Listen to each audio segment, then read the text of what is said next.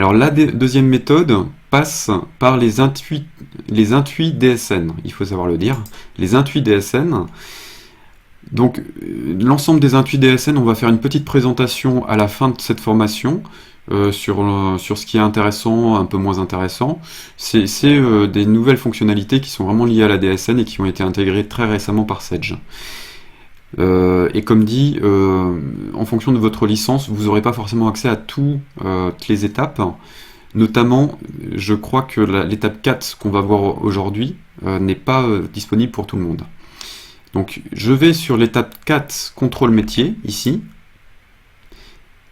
Et là, je vais avoir des contrôles CTP. CTP, c'est les codes DUX en fait. Je clique dessus et je lance mon état de contrôle pour le mois que je souhaite déclarer en DSN.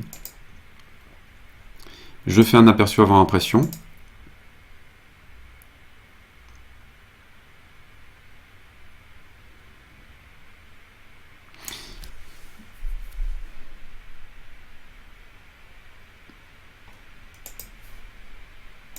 Alors pareil, hein, quand ça cherche, ça frise souvent sur le logiciel de paye, il ne faut pas s'inquiéter.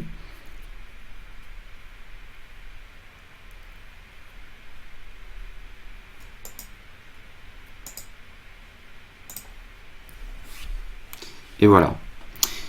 Donc, qu'est-ce que j'ai? Ben, j'ai un peu la même chose qu'avant. Je vais avoir ma rubrique, enfin mon code DSN, enfin mon code DUX plutôt, 423, et je sais que c'est cette rubrique qui pose problème. Donc du coup, je vais pouvoir aller voir directement dans cette rubrique si elle est dans un bulletin modèle où elle devrait pas être, par exemple. Hop, liste, rubrique, 2010. Et vous l'aurez compris, l'intérêt c'est de pouvoir faire ce contrôle avant de générer la DSN, histoire de ne pas devoir tout réactualiser comme je vais devoir le faire maintenant. Donc là, quand je regarde dans liste rubrique, je vais aller dans mes bulletins modèles ici, et je vois que apparemment tous les cadres sont concernés en fait par l'intégration de cette rubrique. Je vais pouvoir supprimer tous les cadres, cliquer sur OK. Je vais redemander la réédition des bulletins. Et là, si je retourne dans les bulletins, je vois déjà les bulletins qui sont à rééditer. C'est apparemment ces 4 personnes qui posaient problème. Alors, ils auraient très bien pu... Là on est passé par le bulletin modèle.